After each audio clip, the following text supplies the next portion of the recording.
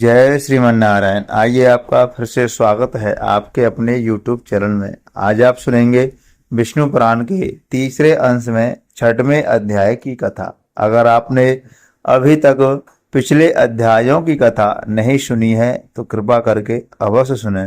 हमारे YouTube channel पर विष्णु पुराण अंश 1, विष्णु पुराण अंश 2 और विष्णु पुराण अंश 3 के नाम से प्लेलिस्ट तैयार कर दी गई है। वहां पर आपको पिछले सभी अध्यायों की कथा सुनने के लिए मिल जाएगी। मित्रों, चातुर्मास के महीने में विष्णु पुराण की कथा सुनने का अत्यधिक महत्व होता है।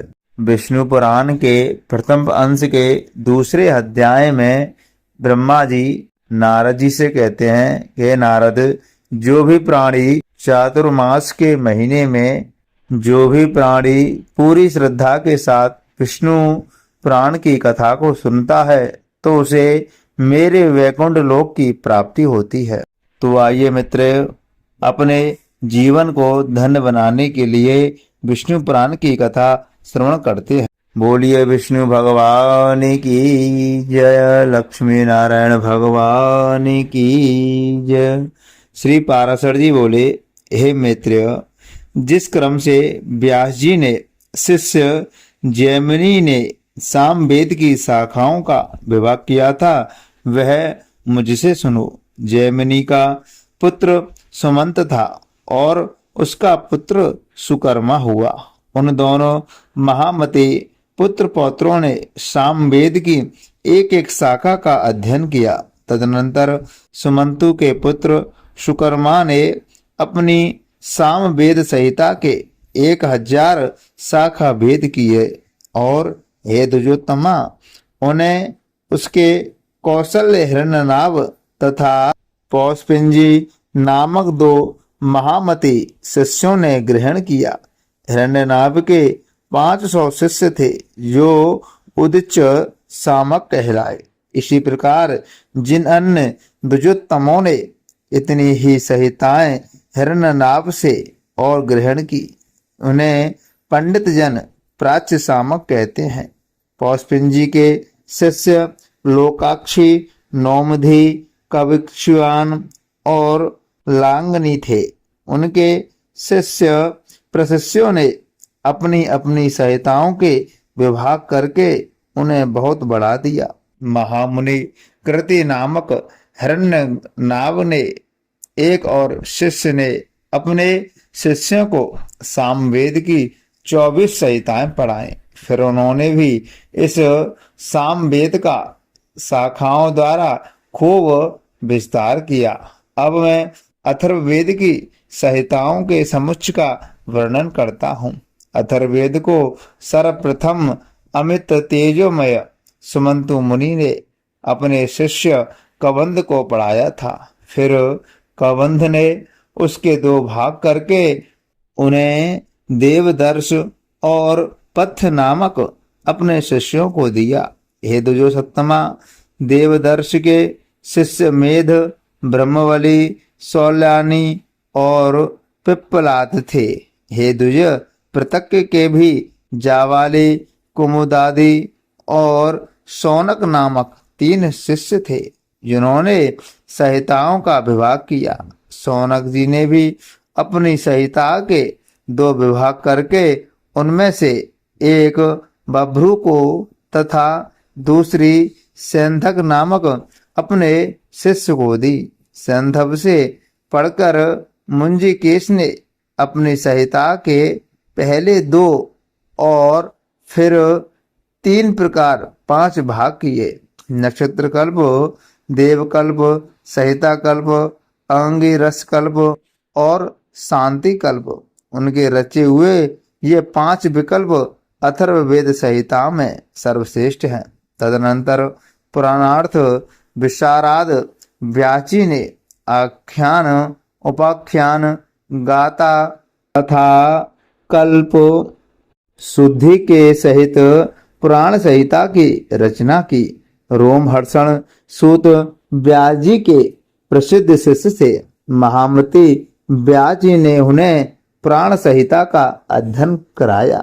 फिर सूत जी के सुमति, अग्निवर्चा, मित्रायु, सांसपायन, अक्रवर्ण और सावरणी, ये 6 शिष्य थे।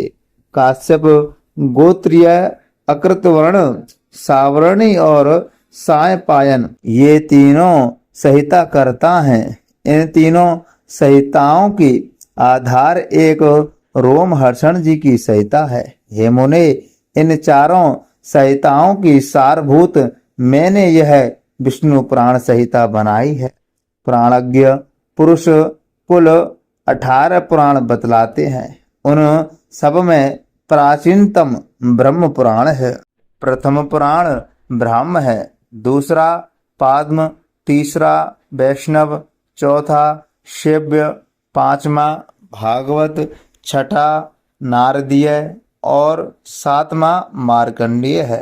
इसी प्रकार आठवां आग्नेय, नमा भविष्य, 10वां ब्रह्मवैवर्त और 11वां पुराण है लिंग पुराण कहा जाता है।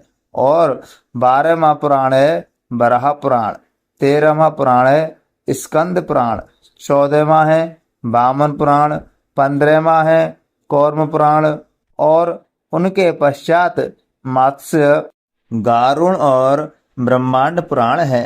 हे महामुनि, ये ही 18 महापुराण हैं। इनके अतिरिक्त मुनि जनों ने और भी अनेक उपपुराण बतलाए हैं। उन सभी में सृष्टि, प्रलय, देवता आदियों के वंश, मनवंतर और भिन्न भिन्न राजवंशों के चरित्रों का वर्णन किया गया है। हे मैत्रेय, जिस पुराण को मैं तुम्हें सुना रहा हूँ वह पद्म पुराण के अनंतर कहा हुआ वैष्णव नामक महापुराण है।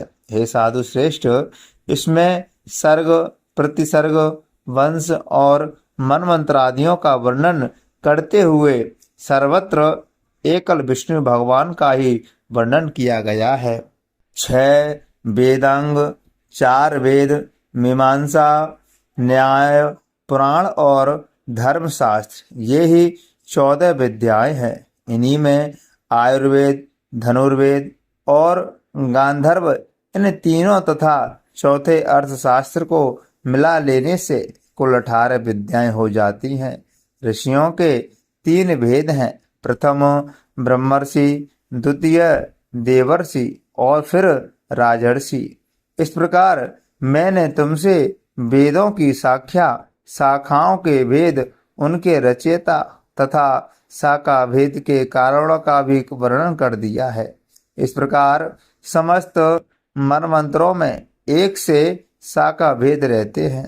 हे द्विजो, प्रजापति ब्रह्मा जी से प्रकट होने वाली श्रुति जो नित्य है, ये तो उनके विकल्प मात्र है। हे मैत्रेय, वेद के संबंध में तुमने मुझसे जो कुछ पूछा था वह मैंने सुना दिया। अब और क्या सुनना चाहते हो? बोलिए भक्तवत्सल भगवान की जय, लक्ष्मी नारायण भगवान की जय, सर्वदेवी देवतान की जय। प्रिय भक्तों, मैं आशा करता हूँ यह कथा आपको पसंद जरूर आई होगी। तो वीडियो को ज़्यादा से ज़्यादा शेयर करें और वीडियो को आपने अभी तक लाइक नहीं किया है तो लाइक भी अवश्य कर लें। कमेंट बॉक्स में विष्णु भगवान की जय या जय श्रीमन नारायण अवश्य लिखें। और प्रिय बंधुओं, आपने हमारे चैनल को अभी तक सब्सक्राइब नहीं किया है तो सब्सक्राइब भी अवश्य कर लें। बगल में लगी बेल आइकन घंटी को भी दबा दें, जिससे कि हमारे द्वारा जो भी जानकारी दी जाए वो आपको प्राप्त हो सके। बोलिए विष्णु